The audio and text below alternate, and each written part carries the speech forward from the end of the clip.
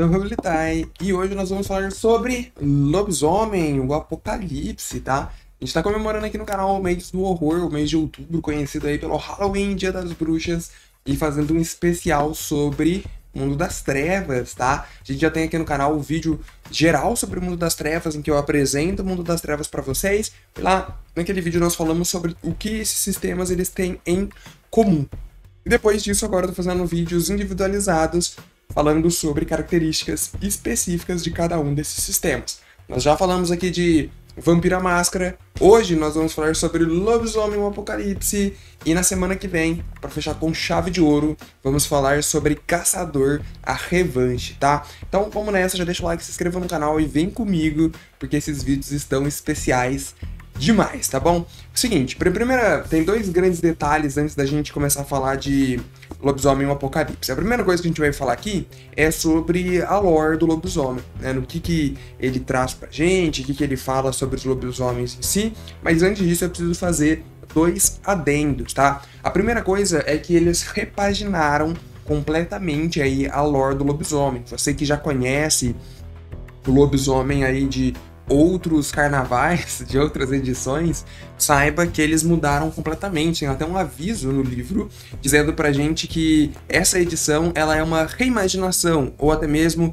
um reboot, como eles falam ali sobre o Lobisomem o Apocalipse. Então ele mudou bastante coisa, tá? Você que conhece aí edições anteriores, quando você pegar essa daqui nas mãos, esqueça tudo. O que também é muito bom, tá? Na minha opinião, para quem está começando agora. Quem nunca teve contato com lobisomem antes, como é o meu caso, e pega o livro para ver, é muito interessante porque você consegue começar do zero mesmo, sem ter que se preocupar sobre o que tá faltando, ter que buscar suplementos que muitas vezes nem estão em português, né? Então mudaram algumas coisas. Outra coisa interessante que eu queria falar com vocês é sobre a pronúncia, né? Os lobisomens eles são chamados de Garou ou Garrous. Só que o próprio livro ele fala pra gente que a pronúncia correta é Garou, apesar de se escrever Garrous, tá? Então aqui eu vou falar Garou. Se o próprio livro ensina como se pronuncia, é porque de fato ele pressupõe uma pronúncia como sendo a correta, né? Diferentemente de outros sistemas que a gente não tem esse tipo de coisa. Então, primeiro, esse detalhe que eu queria dizer era justamente isso, né? Os Garrous são os lobisomens em si. E vamos pro primeiro ponto, tá? O primeiro ponto aqui é por que Lobisomem o Apocalipse? Por que chama isso? No vídeo do Vampira Máscara, a gente começou falando sobre isso, né? Por que tem esse título aí de máscara. E eu acho justo a gente fazer isso com os outros sistemas também. Olha só. O lobisomem ele chama lobisomem um apocalipse porque literalmente está acontecendo um apocalipse. O lobisomem ele tem uma característica muito interessante que ele lida, é um RPG muito sobre espiritualidade. Ele lida muito sobre a divisão dos mundos, né? O próprio lobisomem em si, galera, ele tem uma temática, ele trabalha com uma dualidade nas suas histórias sobre falando que os lobisomens, eles não são nem lobos, nem homens, apesar de serem um pouco dos dois. Então, a dualidade que ele trabalha é que os lobisomens pertencem, eles deveriam pertencer a dois mundos, mas eles não conseguem se encaixar em nenhum deles. Então, eles sempre são ali meio que excluídos e tem diversos problemas relacionados a isso. E acima disso, o lobisomem ele trata muito sobre a espiritualidade. Nós temos aqui nesse sistema Gaia, que seria a mãe natureza, e ela seria aquela que deu vida a tudo, né? A grande mãe, realmente. E os lobisomens, eles têm como um dever espiritual, como um chamado instintivo, proteger Gaia a qualquer custo. O grande problema é que o apocalipse já começou. O consumo desenfreado da população e de todos os recursos naturais ocasionou um sério desequilíbrio envolvendo ali o mundo espiritual e todos os seus elementos primordiais, fazendo com que Gaia ou já esteja morta ou esteja morrendo. O Gaia é uma clara alusão, eu acho que não é nem uma alusão, né? Já é realmente uma referência direta à Terra. E o apocalipse aqui dentro do sistema, ele já começou. A Terra, a Gaia ou já morreu ou está morrendo. E os lobisomens discutem muito sobre isso e trabalham muito sobre isso. O livro ele mostra pra gente alguns detalhes interessantes, né? Algumas nomenclaturas importantes. Nós temos ali 3 elementos que deveriam ser aquele ciclo cosmológico perfeito, né? Uma tríade que mantém o mundo espiritual, que eles chamam aqui no sistema de lobisomem de Umbra, como sendo essa trindade que sustentaria tudo, tá? Então nós temos Wilt, ou aquele chamado de caos primordial, que é basicamente a criação e a mudança. Nós temos o Weaver, ou Tecelã, que representa ali a ordem que surge do caos. E nós temos o Urt, não, peraí que eu vou conseguir, calma. Wyrm, pronto, Wyrm, que é também chamado de Serp, que representa ali a destruição desenfreada, né, a famosa entropia. Então, num cenário perfeito, né, antigamente, essa tríade vivia numa harmonia, que era o que eu comentei lá como sendo o ciclo cosmológico. Mas agora, com o consumo desenfreado, essa tríade teve um desbalanceamento e nós temos ali a questão do Wyrm, ou a Serp, se desenfreando completamente, né? Ela que se trata aí da destruição, da entropia, ela tá muito mais acima na tríade do que os outros elementos, o que trouxe consigo ali o apocalipse. Então, assim, em linhas gerais, a gente pode afirmar que sim, essa Serp, essa Wyrm, ela é o principal vilão dentro do Lobisomem Apocalipse. Mas entendam que o sistema em si, a mensagem que ele quer passar é muito além disso. Não quer dizer que o Wyrm ou a Serp seja o vilão do cenário por ser a destruição. A destruição, ela faz parte do ciclo natural das coisas, né? A grande questão aqui é que os humanos, os habitantes de Gaia, os habitantes da Terra, tiveram um consumo desenfreado, isso levou ao desequilíbrio e fez essa tal Serp causar mais destruição e entropia do que deveria, tá? Então tem uma mensagem muito interessante aqui. E essa questão da Umbra, do mundo espiritual, ela também está sempre muito presente. Os lobisomens, eles são criaturas que conseguem ver além do mundo real e conseguem, inclusive, navegar ou andar pela Umbra. O livro, ele fala pra gente que essa Umbra, ela seria um mundo espelhado, um mundo invertido aí da Terra, tá? Com suas funções diferentes. E que, assim como os oceanos ainda são muito desconhecidos para nós humanos, a Umbra também é muito desconhecida para os lobisomens, né? Eles não sabem o que pode abrigar na mais profundeza desse lugar estranho. Então o cenário, ele vem nessa repaginação, falando que o apocalipse já está de fato acontecendo e que os lobisomens são os únicos a par disso e que podem fazer alguma coisa para frear essa Wyrm ou Serp. Essa é a grande proposta, em linhas gerais, do sistema, tá, galera? Tem muito mais detalhes que não cabe falar aqui no vídeo. E não é só essa Wyrm ou Serp que é vilão, não, tá? Como está acontecendo um desequilíbrio, os outros elementos também estão desequilibrados e apresentam ali vilões para o nosso sistema. O Lobisomem Apocalipse, ele parte desse desequilíbrio para apresentar as consequências disso pra gente. Então, o livro, ele vai ter, vocês vão perceber, inimigos diferentes de todas as categorias dessas três aí que eu citei. Tanto do Wild, Weaver ou Wyrm, eles têm inimigos. Então, vamos ver aqui, ó, dentro do Wyrm, que é essa Serp, nós temos algumas coisas. Nós temos os malditos, que são basicamente ali espíritos que servem o Wyrm. Nós temos os Fomori, que são humanos ou outros hospedeiros possuídos por malditos que sabem disso ou não fazem nada contra essa situação em que eles estão cometidos. Então, basicamente, eles são soldados ali e essa possessão prolongada do maldito em um humano acaba convertendo ele numa imagem espelhada que o espírito habita, o que é algo muito complicado. Então, nós temos mais um inimigo. E não para por aí, tá? A gente ainda tem a Pantex Group, que é uma indústria do mundo humano que causa sérios problemas a serviço da Wyrm. O livro fala pra gente que essa é uma empresa holding e que ela tem ali pessoas cientes de que o mundo é esse lugar animista e que ainda se aliam aos espíritos poderosos para causar ali todo o apocalipse mesmo que a gente está envolvido. Então a Pantex Group, ela busca o lucro acima de tudo, o padrão ali de empresa multinacional corporativista que a gente conhece, que tem aquele estereótipo, né? Então é a mesma coisa aqui. E não para por aí, nós temos ainda a Weaver, que é aí também chamada de Tecelã, a ordem que surge do caos, que apresenta alguns inimigos dentro do sistema. Eles têm, por exemplo, os caçadores de monstros, que buscam a ordem acima de tudo, né? Como a gente vai ver lá na semana que vem, Caçadora Revanche, os caçadores caçam lobisomens também.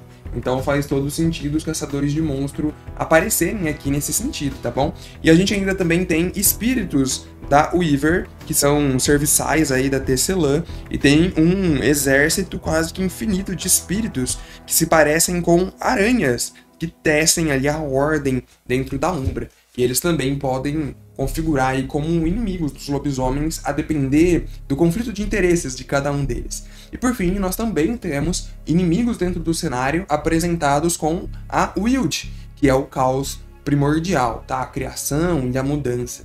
Nós temos ali outros lobisomens que fazem parte da Wild, né? Como os próprios lobisomens, eles são metamorfos, né? Eles podem mudar de forma literalmente, já que eles viram humano, viram lobo, viram lobisomens, eles fazem parte da Wild e desse caos primordial que compõe a Umbra. Então, outros lobisomens também são inimigos páreos dentro do sistema. Agora, avançando um pouco mais dentro do sistema, o Mundo das Trevas, a gente já comentou aqui, né, naquele primeiro vídeo, uma coisa que ele faz muito bem é ligar toda a parte da lore, a parte narrativa, com mecânicas dentro do sistema. E, obviamente, em Lobisomem, isso não é diferente. A gente tem várias mecânicas que estão ligadas ali ao conceito do personagem, a como você quer que o personagem seja. Então a gente vai ver agora a parte ali das classes e origens, tá? Entre várias aspas, que existe dentro do Lobisomem Apocalipse. Aqui eles são chamados de augúrio e tribos. As tribos, mas assim, perceba que isso não é exatamente algo intrínseco ao seu personagem. É meio que uma visão de mundo que o seu personagem vai ter. O augúrio, ele nada mais é do que um signo lunar. Então, quando acontece lá a primeira transformação, quando o seu personagem ele vira lobisomem pela primeira vez, o estado da lua, a fase em que a lua está no céu, influencia diretamente na personalidade do seu personagem. Então é algo que você escolhe durante a criação do personagem e que vai influenciá-lo. Na minha opinião, é como se fosse o alinhamento do D&D, sabe? É mais ou menos isso. Não tem um alinhamento que você escolhe se ele vai ser caótico, neutro, um negócio assim? O augúrio é mais ou menos, só para vocês entenderem ele em linhas gerais, seria mais ou menos isso, é o signo lunar do seu lobisomem. Vamos dar uma olhada nisso em detalhes e ver como que funciona? Basicamente, eles são ali orientações para o seu personagem que vão te ajudar. Ele implica no papel a ser desempenhado pelo seu Garou, tá? Dentro do jogo. Então, ele influencia ali no temperamento dele e entre outras coisas. Nós temos ali alguns augúrios de acordo com a fase da lua, tá? Então, nós temos o primeiro ali que é o Hagabash, que é aquele cujo temperamento, o papel desempenhado é questionar tradições. É aquele que vai sempre questionar as autoridades, por exemplo. Ele tem ali algo de zombar daquilo que é sério, né? Que é um fato risível. Então ele tem esse tipo de comportamento.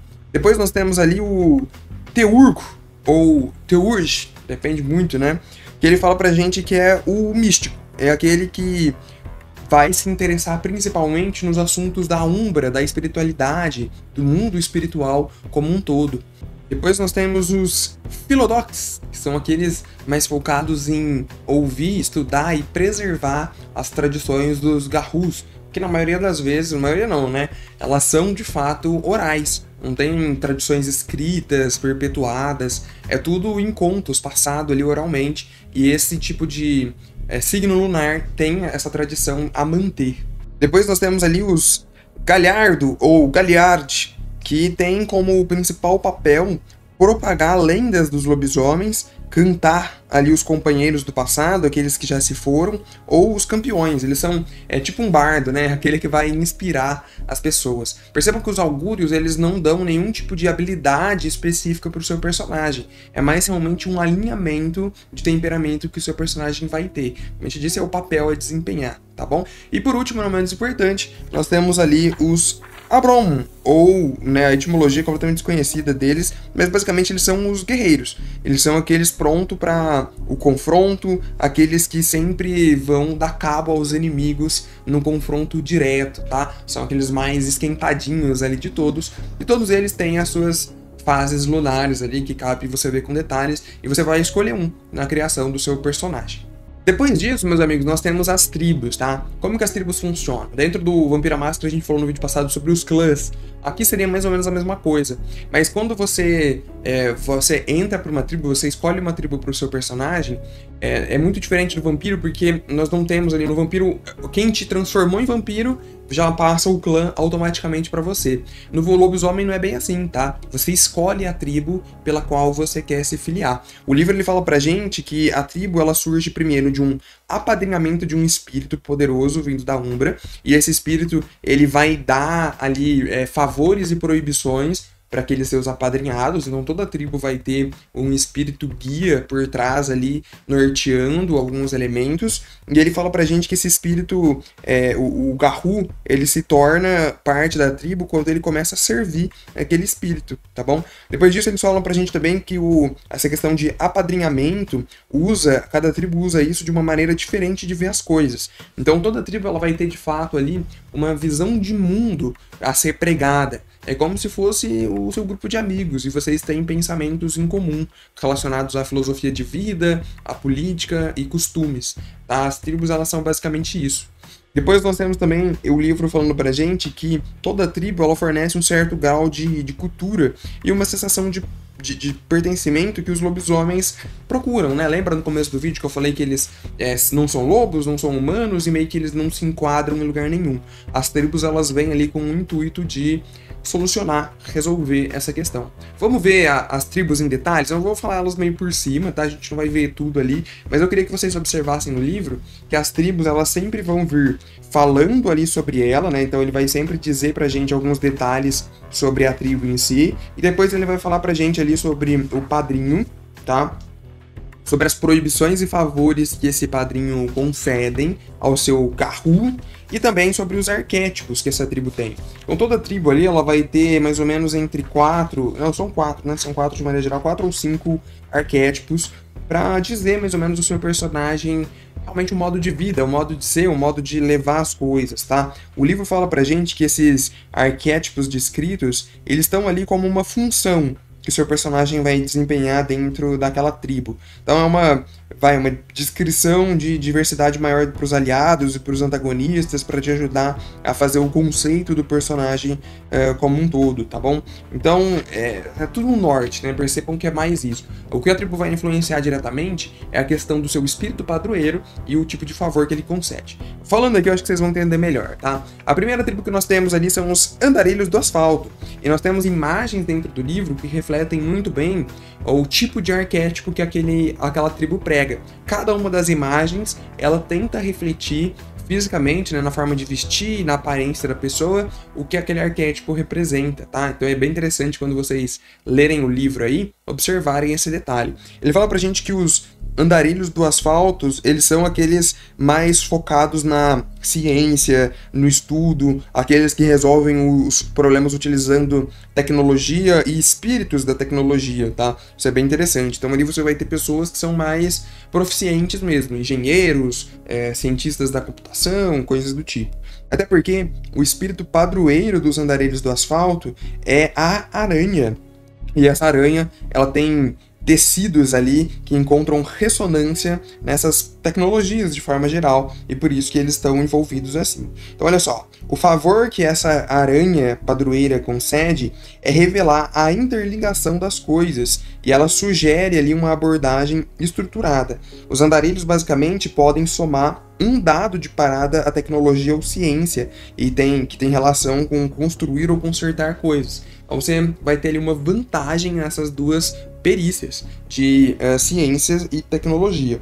E aí todo o padroeiro também emprega uma interdição, algo que aqueles que estão trabalhando em favor desse padroeiro não podem fazer de maneira alguma. E no caso dos andarilhos do asfalto, a interdição ali é você não poder destruir máquinas complexas. Então você não pode destruir veículos, computadores, linhas de montagem e coisas do tipo. Tá? Caso você fira essa interdição, você não vai poder recuperar, você vai poder recuperar apenas um ponto de força de vontade no começo da próxima sessão, e não o valor do autocontrole ou determinação, como é a regra dentro do sistema, tá bom? E dentro dos arquétipos do andarilho do asfalto, nós temos o urbanista, o libertador de automóveis, o investigador e, olha só, tatuador. Pois é. Depois nós temos ali os Conselhos do Fantasma, é outra tribo também um pouco mais primitiva, né? Uma galera que não se encaixa tanto no centro urbano. Ali ele fala pra gente que esse Conselho do Fantasma são grandes investigadores dos mistérios e são considerados por muitos dos Garous aqueles que são mais francos e mais diretos, tá? Eles estão mais ali para questão de conselho, por uma questão mais religiosa dentro do mundo dos lobisomens. Isso que é interessante. Nós temos ali o conselheiro, o espírito padroeiro deles é a serpente de chifres, é aquela que está mais acostumada ali a lugares escuros e verdades secretas. Bem interessante, né? Então, ela é um espírito padroeiro associado à sabedoria. É por isso que eles têm uma relação mais próxima com o misticismo. O favor que a serpente de chifres fornece é estimular todos eles a olharem todos os ângulos possíveis, todos aqueles que pertencem a essa tribo, e escolher o mais vantajoso. Basicamente, a vantagem é que você vai somar um dado às suas paradas de dados de investigação, ocultismo ou subterfúgio que esteja associado ali a revelar segredos bem guardados. E a interdição, aquilo que essa tribo não pode fazer, está mais ligada ali à questão de passar uma oportunidade de saciar a curiosidade. Então eles são verdadeiros curiosos, né? Você precisa sempre ir atrás das respostas e obter o conhecimento. Caso contrário, é a mesma coisa, tá? Toda vez que você descumpre ali uma dessas interdições, você só vai conseguir recuperar um ponto de força de vontade na sessão seguinte, e não ali com autocontrole ou determinação como de costume, tá bom? Os arquétipos dos fantasmas do conselho são pensativo, sabotador, bruxo e guardador de rebanhos. São os arquétipos presentes ali. A nossa próxima tribo são os espreitadores do vento, os rastreadores dentro do mundo Garou. Eles são apadroados pelo vento do norte e nunca perdem a sua presa, tá? São caçadores exímios e estão bem ligados à honra também. Dentro do padroeiro aí, esse tal vento do norte, o favor que eles dão é um dado a mais às paradas que estejam relacionadas à perseguição das suas presas, independentemente aí da habilidade ou do atributo que seja necessário para isso. E a grande questão da interdição é que você não pode passar um dia sem consumir uma caça recém-abatida. Ou seja, você gosta sempre ali de carne fresca, a penalidade é sempre a mesma, tá? Dentro dos arquétipos que nós temos aí dos espreitadores do vento, nós temos o vagabundo, o andarilho espiritual, o gaúcho e o encantador de sanguessugas. Bem diferente esse dos demais, né? Depois nós temos ali os filhos de Gaia. Esses são bem populares também, né? Eles são enigmáticos, tá? Eles são focados em desvendar enigmas e solucionar problemas. Eles têm ali como padroeiro, acredite se quiser, o unicórnio. E o unicórnio concede para todos os filhos de Gaia um dado a mais na parada de dados de percepção ou sagacidade, desde que esteja relacionado a descobrir alguma coisa a respeito de uma pessoa, de algum animal ou de algum espírito. E a grande interdição é que você não pode mentir, tá? Basicamente você não pode mentir, ludibriar alguém, ou enganar alguém, ou ocultar a verdade, seja para fins, né, específicos ou pessoais. A penalidade é sempre a mesma. Dentro dos arquétipos que nós temos aqui, é o matassano, o traficante, o viajante e o minerador. Depois nós temos as Fúrias Negras, que são outra tribo dos lobisomens. Eles têm ali como principal característica a busca pela justiça ou pelo correto. O grande problema é que isso pode muitas vezes escalar e essa busca por justiça se tornar uma busca por vingança. O padroeiro das Fúrias Negras é Gorgona, e nós temos ali como favor, principalmente, a você poder somar um dado às paradas usadas para se opor a alguém em posição de poder, ou mesmo para contornar o obstáculo de alguém que esteja na posição de poder. A interdição é você permitir alguma injustiça acontecer, desde que você pudesse ter impedido ou enfrentado. Então você nunca pode ficar parado ali diante de um cenário de injustiça ou alguma coisa que você não concorda, né, que esteja acontecendo. A intervenção, ela é sempre necessária. Os arquétipos são procurado, socorrista, músico e batedor. Depois nós temos os Garras Vermelhas, aqueles mais ligados à destruição mesmo, tá? Eles estão ali mais focados na proteção de alguns lugares e também na conservação de lugares que não deveriam ser mexidos de forma alguma. Eles protegem lugares incautos e afastam com unhas e dentes todos aqueles que queiram mexer ou fazer uma invasão injusta àqueles lugares. O espírito padroeiro é o grifo, que sempre vai conceder um dado às paragens dos testes de briga se o seu valor de vitalidade for abaixo da metade. Então ele vai te dar um bônus ali numa situação de conflito realmente, o que já é arriscado dentro do mundo das trevas, mas, claro, pode acontecer. A interdição é se você tentar recorrer a alguma parada de erudição, condução, finança, arma de fogo, ciência ou tecnologia para consertar ou utilizar alguma coisa ao invés de destruir. Você não pode fazer isso de jeito maneira. E os arquétipos são caçador de recompensas, devorador de homens, preparacionista e cão pestilento. Depois nós temos os guardadores do galhado. Eles são aqueles mais hospedeiros, acolhedores, aqueles que protegem e realmente acolhem aqueles que precisam, tá? O espírito padroeiro dessa tribo é o servo, e ele sempre vai conceder a soma de um dado a qualquer parada que envolva sobrevivência, empatia com animais ou ofício relacionado à natureza. E a interdição ou a proibição que ele impõe é que você jamais pode permitir ocorrer mal a alguma pessoa que tenha sido acolhido por você ou pela sua tribo. Os arquétipos envolvendo essa tribo está o couteiro, o estrategista de Caerm Digital, o MC e a lenda local. Depois nós temos ali os peregrinos silenciosos, uma tribo de, como diz o nome, né, peregrinos. Eles estão sempre em movimento, eles nunca ficam muito tempo num lugar só, e eles têm ali como principal função coletar e compartilhar informações, tá? O espírito padroeiro é a coruja, que sempre vai dar como favor a soma de um dado às paradas de atletismo ou furtividade que estejam relacionadas a travessias, fugas ou infiltrações, fazendo jus ao nome aí.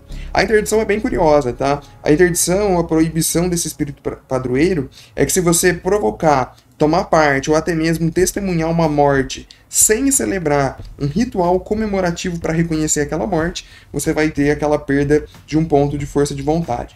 Os arquétipos são buscador de parentes, embaixador, revivador da fé e caminhoneiro de longas distâncias. Depois nós temos ali os presas de prata, esses são bem famosos também, né? Eles são aqueles considerados os nobres dentre os garrus, aqueles que sempre estão em posição de liderança. O espírito padroeiro deles são o falcão, que sempre fornece ali um dado às paradas de persuasão ou liderança relacionadas a fazer a pessoa atacar seus conselhos, sugestões ou ordens explícitas. E a interdição ou a proibição é você tomar alguma atitude ali que lhe cause vexame ou provoque a perda de renome. Você vai ter a penalidade. Os arquétipos são celebridade local, nossa senhora, quarterback dos anos de ouro e nobre exilado. Depois nós temos ali os roedores de ossos, aqueles especialistas em desenterrar segredos antigos relacionados ali aos poderes das pessoas, tá? Eles conseguem buscar aquelas coisas que você fez de mais atroz. O espírito padroeiro é o rato, que sempre vai permitir você adicionar um dado às paradas de dados para achar alguma coisa que foi perdido ou algo que passou despercebido. E a interdição ou proibição é você deixar passar uma oportunidade relevante ali para ajudar os desfavorecidos. Os arquétipos dos roedores de ossos são o cronista de gazeta, o técnico de som, o nosso amigo e o motorista dos rolês. Depois nós temos ali os senhores da sombra. Basicamente, essa tribo acredita que os fortes devem sobreviver e os fracos devem se submeter. Dizem que os maiores líderes e guerreiros aí, garrus, já pertenceram a essa tribo. O espírito padroeiro é o trovão e ele sempre vai conceder um dado às paradas de empatia com animais, intimidação ou subterfúgio para você fazer ameaças ou aproveitar os pontos fracos dos inimigos. E a interdição ou proibição é se você sair derrotado de um conflito com um garru que tem um renome total inferior ao seu. Dentro dos arquétipos nós temos o boiardo, o hacktivista, o terror da meia-noite e o assassino. Todas essas tribos que a gente citou aqui, eles são aquele conjunto que fazem parte da nação Garou. Então, eles são todos um conglomerado. E nós temos algumas que são as tribos pródigas, ou seja, que de alguma forma se rebelaram ou traíram os princípios da nação Garou e agora fazem parte aí da oposição. Elas são inimigos praticamente dentro do cenário, apesar deles terem espírito padroeiro e tudo mais, tá bom? Eles são os dançarinos da Espiral Negra, a Seita de Fenris e os contempladores de estrelas, que a gente não vai entrar em muitos detalhes aqui, tá? Outra coisa que eu queria falar com vocês é sobre como se torna um lobisomem, né? A gente tem aqui essa questão dentro do reboot que a lore do lobisomem levou, ficou meio que apagada ou deixada de lado, né? Eles quiseram criar um mistério em cima, então ninguém vai ter uma resposta ideal sobre como uma pessoa vira um lobisomem. Alguns dizem que é porque Gaia escolheu, outros dizem que é algo genético, outros dizem que é de nascença. A partir do momento que você nasce ali, dependendo da lua, alguma coisa assim, você tá destinado a ser um lobisomem. Cara, ninguém sabe. Pode ser por um trauma ou alguma coisa que aconteceu na sua vida durante a infância. Então, assim, não tem uma resposta objetiva para essa pergunta de como vir um lobisomem. Os lobisomens chamam aqueles humanos que têm um potencial para ser lobisomem, mas ainda não passaram pela primeira transformação, de parentes, tá bom? Isso é bem curioso, inclusive, e muitos lobisomens procuram parentes, procuram pessoas que estão aí destinadas ou que têm um potencial para se tornar lobisomens, justamente porque a primeira transformação, que é a primeira vez que você vira um lobisomem, dizem que é algo muito traumatizante, é algo perigoso, inclusive. E os lobisomens, eles sempre tentam ficar próximos desses tais parentes para aconselhá-los e ajudá-los durante e depois dessa primeira transformação. E aí, meus amigos, antes da gente encerrar, eu queria conversar com vocês sobre algumas mecânicas especiais do lobisomem, tá? Mecânica de fúria, a mecânica de transformação, sim, dentro do lobisomem a gente tem vários tipos de transformações diferentes e ver como que isso se reverbera, tá? A mecânica de fúria é o seguinte, lembra do vídeo do Vampira Máscara da semana passada que eu falei sobre o dado de fome? O dado de fúria ele vai ter mais ou menos o mesmo raciocínio, mas ele tem funcionalidades diferentes, tá? Então lá no dado de fúria, na questão da fúria, a gente vai ter uma barra que vai do 1 ao 5, 5 é extremamente furioso, 1 é pouco furioso, e você utiliza esses dados de fúria, inclusive, galera, para fazer as suas transformações para lobisomem, tá? Para as formas de lobo aí, do lobisomem que a gente vai ver a seguir. Então, como que funciona a fúria em si? Como que você ganha fúria, tá? Você ganha fúria sempre que você uiva pela primeira vez na noite para a lua. Você vira lá e você ganha um ponto de fúria, e aí você vai gerenciar a fúria como se fosse realmente um gerenciamento de recurso para ganhar ou perder coisas, tá bom? Então a primeira vez que você uiva ali, você vai ganhar um pontinho de fúria. Sempre que você tem algum tipo de provocação, alguma lesão, mágoa ou humilhação, claro, sempre a critério ali do narrador, você também pode ganhar pontos de fúria. Existem rituais, né? Eu não falei disso aqui, mas dentro do sistema do lobisomem nós temos dons e rituais. São as habilidades, efetivamente, que existem dentro do sistema, né? Como se fossem as disciplinas lá do Vampira Máscara. Então tem rituais e dons que vão ali efetivamente modificar o seu valor de fúria, e rituais que você consegue fazer para botar a pilha em si mesmo e também ganhar pontos de fúria, tá? O que você faz ali? Como que você gasta esses pontos de fúria e para que eles servem? Olha, você pode gastar os pontos de fúria para regeneração. Então você pode fazer uma checagem de fúria, eu já vou falar para vocês como que isso funciona, para tentar se regenerar de algum machucado, de algum ferimento mais profundo. Você pode gastar fúria também para mudar de forma, que é o que a gente vai ver logo em seguida. E alguns dons, que são esses poderes aí que seu personagem vai ter, exigem também que você gaste fúria para colocá-los em prática, tá bom? Então, dessa forma você acaba gastando fúria também.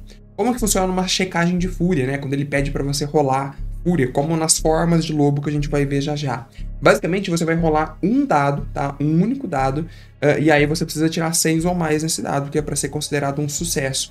É o seu dado de fúria. E aí, se você falhar, você não vai conseguir fazer a transformação, tá? Basicamente é isso. E nas rolagens normais, quando você vai fazer uma parada de dado normalmente ali de um teste, a fúria entra? Entra. A mesmo raciocínio dos dados de fome lá do Vampira Máscara. Dependendo do grau, o número de fúria que você tá, você vai substituir dados por um dado de cor diferente para simular ali a sua fúria, e ela vai entrar em checagem, tá? Então, para cada ponto de fúria que você tem, você troca um dado comum por um desses dados aí de fúria, e eles têm, né, D10 da mesma forma, só que o grande problema aqui é quando esse D10 ele dá 1 ou 2. Se o seu dado de fúria der 1 ou 2, aí você vai ter um problema sério, porque você vai ter um resultado brutal, tá bom? Agora, se você tiver 2 ou mais resultados brutais, aí você vai ter o que eles chamam aqui no sistema de uma consequência brutal, que basicamente é uma falha e que vai causar um grande mal ou um grande dano, a menos que esse seja o objetivo de fato, tá bom? E assim como os dados de fome lá no vampiro, os dados de fúria você não pode gastar força de vontade para rerolar.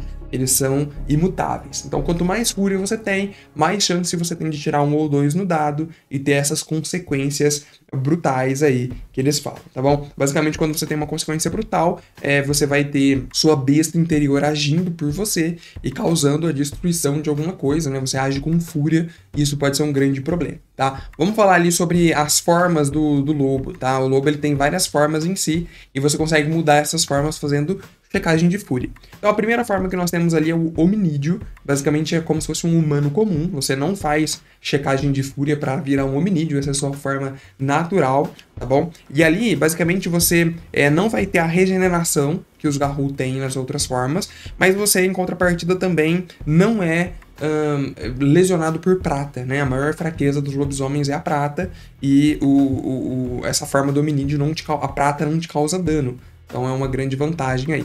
Depois você tem o que eles chamam de glabro, é o quase humano. Aí sim você já precisa de uma checagem de fúria, ou seja, você vai rolar o seu dado de fúria, você tem que tirar 6 ou mais para conseguir entrar nessa forma. Ali você ainda tem uma forma humana, mas já é um humano mais com as costas arqueadas, mais peludo e tudo mais. E nessa forma aí, você ganha um bônus de 2 dados para todos os seus testes físicos, então você já tem uma força superior. E também você consegue regenerar 1 nível de vitalidade com uma checagem de fúria, caso seja necessário. Depois você tem ali a forma dos crinos, que realmente é a forma de batalha, o grande lobisomem, é a forma monstruosa que te dá várias vantagens. Para entrar nessa forma, o custo são 2 checagens de fúria, você vai rolar ali os 2 dados para você tirar 6 ou mais, né, de acordo com o tanto de fúria que você tá, e aí acontecem algumas situações mais delicadas, né? Quando você tá nessa forma de crino, você tem um bônus de 4 dados por seus testes físicos, então você vira o bichão mesmo. Você tem 4 níveis extras de vitalidade, o que é algo absurdo. Você tem mais 3 de dano pelas garras naturais contra inimigos. Você tem mais um dado agravado pela sua mordida. E nessa forma também o Garou ele é capaz de regenerar 2 níveis de vitalidade com uma checagem de fúria. Isso aqui é o ápice do lobisomem como um todo, né? E você também é quase certo que todos os seres humanos ali diante de você vão ter o delírio, tá? Eles vão surtar ao ver essa criatura aberrante. E você ainda tem ali as formas de lobo, tá? Você tem a forma Ispo, que é a forma de um lobo atroz. Basicamente você vai virar um lobo maior ali, mais parrudo. Você tem o custo de uma checagem de fúria para esse lobo. E você tem ali, dentro das capacidades, um bônus de 2 dados aos seus testes físicos que não envolvam furtividade. Você tem mais 1 de dano agravado pela mordida. E você consegue regenerar 1 nível de vitalidade com uma checagem de fúria. E por último, não menos importante, você tem a questão do lupino, que é o lobo mesmo, a sua forma de lobo tradicional. Você não tem checagem de fúria para entrar nessa forma, não tem custo, né? Você consegue entrar então normalmente. E basicamente, nessa forma aí de lobo, você vai acabar vivendo aí como um lobo, tá? Você não é afetado por prata, mas você também não consegue se regenerar e você também não consegue falar como um humano. E aí, por fim, eu queria falar do frenesi, que são as consequências dessas formas de lobo, em específico aquela forma do Crinos, que é o grande bichão mesmo ali, o lobisomem mesmo, tá? O livro ele fala pra gente que essa forma aí do Crinos, que é o do grande lobisomem, ele fala que se você não tiver matado algo no turno anterior, ou se você não gastar um ponto de força de vontade para conseguir manter a forma Crinos e não entrar em frenesi, você entra em frenesi, tá? Se você não faz isso, você entra em frenesi imediatamente e tem consequências sérias, tá? Ele fala pra gente que quando você entra em frenesi, você precisa, a sua fúria imediatamente ela aumenta pra 5, e se você ainda não tiver naquela forma Crinos, que é a do lobisomem mesmo, você entra automaticamente naquela forma. Ele fala que durante o frenesi você ignora completamente todas as penalidades de debilitação e você tem um bônus de 3 dados para resistir à grande maioria de poderes ou efeitos mentais. Então, querendo ou não, o frenesi também tem uma grande vantagem, mas é tipo um último burst, que a consequência ela vem pesadíssima, tá? Os Garou, de forma geral, eles só podem sair do frenesi se eles têm uma vitória num teste de força de vontade, dificuldade 2, ou dificuldade 3 se eles estiverem na forma do Crinos, que é o do grande lobisomem mesmo, e todos os inimigos estiverem mortos ou pelo menos incapacitados, tá? Se o seu personagem não passa no teste de força de vontade, ele continua agressivo até a fúria acabar completamente ou a cena chegar no final. E assim que você sai do frenesi, a sua fúria, ela vai pra 0, fazendo você perder o lobo. Que é um grande... é muito sério, tá? É um negócio complicadíssimo. Então, olha como esses 3 fatores, eles estão muito relacionados, né? As suas formas de lobo com o seu controle ali de fúria e o frenesi, que é a consequência de tudo isso. Então, são 3 partes ali do sistema que você tem que gerenciar recurso com uma certa sabedoria e ficar sempre em cima ali, olhando e valorizando tudo isso. Nós temos outras mecânicas dentro do sistema, tá? Que eu vou falar bem superficialmente aqui, porque seriam coisas para um vídeo mais específico ali de cada uma delas. Comenta aí se vocês têm interesse, né? Se a gente tiver bastante pedido, eu acho que cabe sim a gente fazer explicando isso, tá? Nós temos a mecânica do Harano e Hallglosk dentro do livro de regras. Basicamente, é bem legal isso, né? O conceito é bem interessante. Você tem ali um gerenciamento de recurso, do controle, do quanto que o seu personagem está se importando com Gaia, com a Mãe Terra e com o apocalipse que está acontecendo, tá? O Harano, ele basicamente é a funcionalidade de você parar de se importar. Quando você tem muita coisa que te desanima, a sua barra ali, a trilha do Harano, ela começa a descer. E aí, quando ela cai completamente, você para de se importar com tudo isso e meio que não tem mais o porquê fazer. Então, você pode fazer, inclusive, testes de Harano de acordo com essa trilha, quando você tem ali contratempos sérios diante do seu personagem, tá? E a parada do dado do Harano, ela é igual à quantidade de quadradinhos que você tem preenchido ali nas 2 trilhas, tanto de Harano quanto da Hallglosk. Provavelmente eu tô pronunciando errado, tá, galera? Esses nomes aí, mas não tem muito o que fazer, não. Você pode optar, claro, por preencher um quadrado da trilha de Harano para elevar a sua fúria 5. É uma das possibilidades que você tem e que reverbera naquele sistema de fúria que a gente comentou. E aí, se você leva a sua fúria 5, imediatamente você entra na forma Crinos, tem tudo aquilo lá que a gente conversou, tá bom? E se a trilha do Harano ela for preenchida totalmente, você sucumbe e você sai do jogo. Então é uma trilha que você tem que tomar muito cuidado e tá o tempo todo ali monitorando. E por outro lado, se o Harano é você não se importar com o apocalipse e com o que tá acontecendo, o Hallglosk aí, que eu tô pronunciando errado, muito provavelmente, ele é a questão de você, do fanatismo. É a questão de você se importar demais com a questão do apocalipse e com Gaia, que você vai fazer de tudo para aquilo acontecer, tá? Então você também pode fazer testes de Hallglosk, não sei pronunciar de jeito nenhum, quando você infringe ali algum dos princípios da crônica, é uma das questões que ele coloca pra gente. Ele fala que a parada de dados é igual aos quadrados preenchidos nas 2 trilhas, tá? E pelo menos tem que ser um dado. E se o teste for mal sucedido, você precisa preencher mais um quadrado ali. Você pode optar, claro, por preencher um quadrado do Hallglosk opcionalmente, né, por vontade própria, para se curar imediatamente dos danos à sua força de vontade, o que é uma questão séria, né? O frenesi ele também causa dando uma força de vontade, e se a sua trilha for preenchida completamente, você também sai do jogo, porque você vira um fanático pela causa. Você perde completamente os limites e as estribeiras, e o seu personagem passa a só pensar naquilo e fazer aquilo, então você perde o personagem, tá? Então o ideal é sempre você manter as 2 trilhas ali sob controle, e você tem que fazer realmente um gerenciamento de recurso. A gente tem também a questão do renome.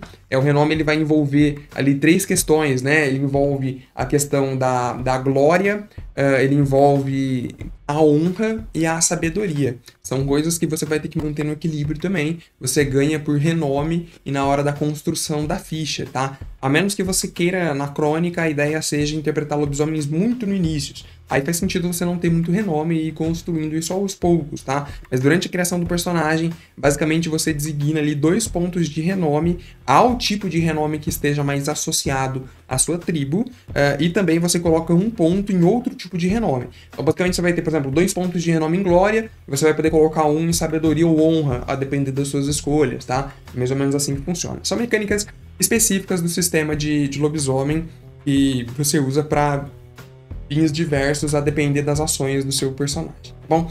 Galera, de maneira geral era isso. Eu acho que deu pra gente conversar bastante aí sobre lobisomem, ver os principais aspectos do sistema, né? O livro tá lindo, vocês conseguiram ver aí mais em detalhes durante o vídeo. Espero muito que vocês tenham curtido, né? A nossa homenagem aí a Lobisomem o Apocalipse, um dos pilares do mundo das trevas, importantíssimo, tá? Semana que vem nós vamos falar aqui sobre Caçadora Revanche, então já se inscreve no canal, ativa o sininho de notificações, tá? Muito importante. Se você puder hypar o vídeo, indicar pro seu grupo de amigos, eu agradeço demais. E, principalmente, né, vire membro. Aqui embaixo a gente tem o botãozinho do Seja Membro. Os membros ajudam muito, muito o canal a continuar existindo. Os membros, a partir de R$3 por mês, aí você já vira um membro do canal, tem diversos benefícios, como acesso antecipado aos vídeos, você consegue participar do nosso grupo do WhatsApp, que é incrível, e também da nossa One Shot dos membros, que acontece mensalmente aqui no canal. É basicamente uma forma de você jogar com a gente, né? O que me deixa muito feliz e me permite conhecer muitas pessoas. Agradeço demais a todos os membros, muito obrigado pela parceria. Se você assistiu até aqui, deixa o like, se inscreva no canal. Obrigado e tchau, valeu! Até.